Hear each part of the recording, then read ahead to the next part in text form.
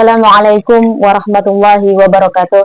Hamdan wa syukranillah, salatan wa salaman ala rasulillah. Rabbi shrah li sadri wa yassir li amri wahlul 'uqdatam min lisani yafqahu qawli, amma ba'du.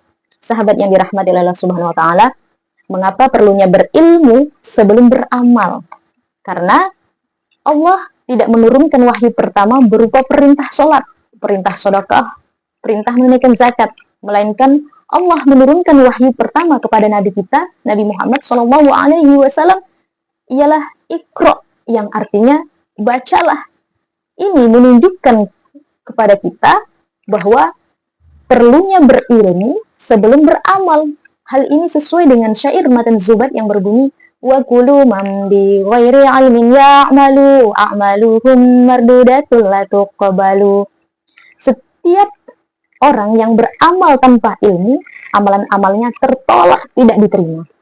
Nah, sahabat yang dirahmati oleh Allah Subhanahu wa taala, kalau kita ingin tahu apakah ibadah kita, sholat kita, sedekah kita, puasa kita diterima oleh Allah Subhanahu wa taala atau paling tidak berbuah pahala, maka ada 3 ilmu yang harus kita pelajari. Dan ilmu ini wajib bagi setiap muslimin muslimat untuk mempelajarinya sebelum mempelajari ilmu-ilmu yang lain. Apa itu? Yang pertama yaitu ilmu tauhid, ilmu tentang mengenal Allah.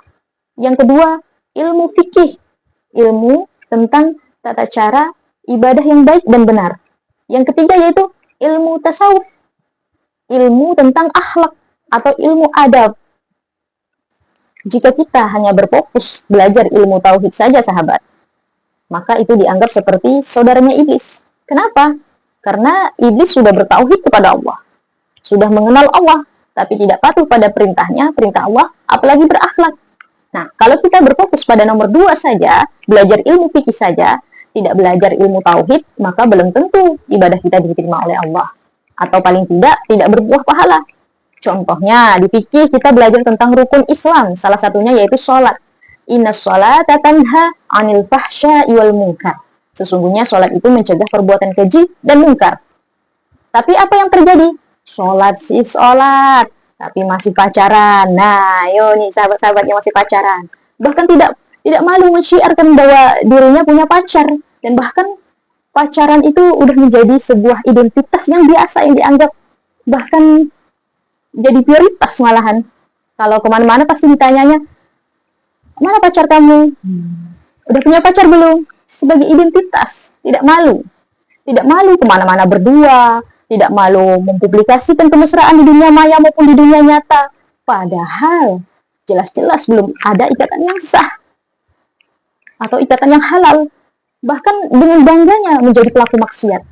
Loh, kenapa dikatakan bangga melakukan maksiat? Pacaran itu kan dilarang. Dalam agama kita tidak boleh pacaran, karena pacaran itu kegiatannya tidak lain adalah wala taqrabuz zina di surah Al-Isra ayat 32, yaitu mendekati dari perbuatan zina.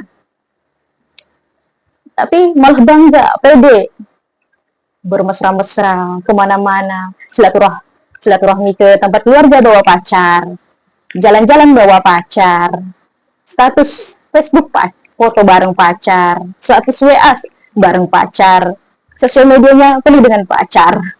Nggak malu ya? Padahal kan belum sah, belum halal. Bahkan dengan bangganya menunjukkan. Nah, untuk yang sudah halal, yang udah nikah aja nih, ada batasannya kalau mau bermesra-mesra di dunia maya maupun di dunia nyata. Tidak vulgar, tidak boleh vulgar. Yang sah, apalagi yang tidak sah. Yang halal aja ada aturannya. Nah, apalagi yang tidak sah. Apakah kalian tidak malu? Nah, buat kalian yang masih pacaran, ayo kembali kepada Allah. Segera putus untuk pacar. Masalah jodoh, Allah yang menentukan. Ikhtiar kita sebagai manusia, yaitu mengupgrade diri kita menjadi lebih baik. Belajar, karena menikah itu bukan hanya tentang hal-hal yang mesra-mesra aja. Banyak ilmu yang harus kita pelajari untuk bekal berumah tangga. Tidak ada alasan saling mencintai. Aku pacaran karena aku saling mencintai. Oh, jangan dengarkan. Saling mencintai dalam ikatan yang haram, yaitu berpacaran alias berpacaran, itu godaan syaitani rajim, sahabat. Sadarlah sahabat, cinta yang halal, cinta kepada jodoh, itulah letak keimanan sahabat. Nah, yang wajib kita cintai, yang saling mencintai itu ketika kita sudah sah. Nah, tapi kalau belum sah, belum ada ikatan yang halal, itu yakinlah itu adalah godaan syaitanir rajim sahabat. Tinggalkan sahabat. Oke? Nah, selanjutnya, sholat si sholat tapi masih menggibah, menggunjing orang, bahkan sampai menjadi fitnah. Yang lebih parahnya lagi, ditegur, diingatkan marah, tidak terima, malah mengadu domba mencari pembelaan kepada teman-temannya. Dirinya tidak merasa ada dosa menurut dia. Ujuk saja, merasa sudah baik, merasa sudah suci, sudah soleh-solehah kalau diingatkan. Tapi menggibah, memfitnah orang, tidak sadar. Nah, itu jika hanya fokus belajar ilmu fikih saja. Kenapa? Karena mungkin tidak belajar ilmu tasawuf, ilmu adab, ilmu akhlak. Bisa jadi juga karena dia bersaksi palsu, ya kan? Bunyinya saja bersyahadat. Bersyahadat itu kan bersaksi bahwa tiada Tuhan selain Allah, Nabi Muhammad adalah utusan Allah. Kalau kita bersaksi tiada Tuhan selain Allah, tidak mungkin kita akan sembarangan kan, karena kita tahu Tuhan kan maha tahu. Nah, pasti kita taatlah kalau kita bersaksi tiada Tuhan selain Allah, maka kita akan mentaatinya. Nah, tapi gimana kalau hanya fokus belajar ilmu tasawuf saja tanpa belajar fikih, belajar tauhid? Ya, tidak diterima juga oleh Allah Subhanahu wa taala. Kenapa?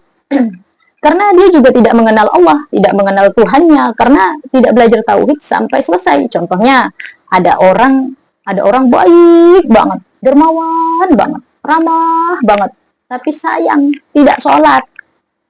Itu juga tidak baik dan benar tentunya. Tidak baik dan benar tentunya, ya kan? Hanya belajar adab dan akhlak, tapi tidak belajar fikih dengan baik dan benar. Apalagi tidak belajar tauhid yang baik dan benar. Nah, jadi baik menurut manusia, belum tentu benar menurut Allah. Begitu pula sebaliknya, sahabat.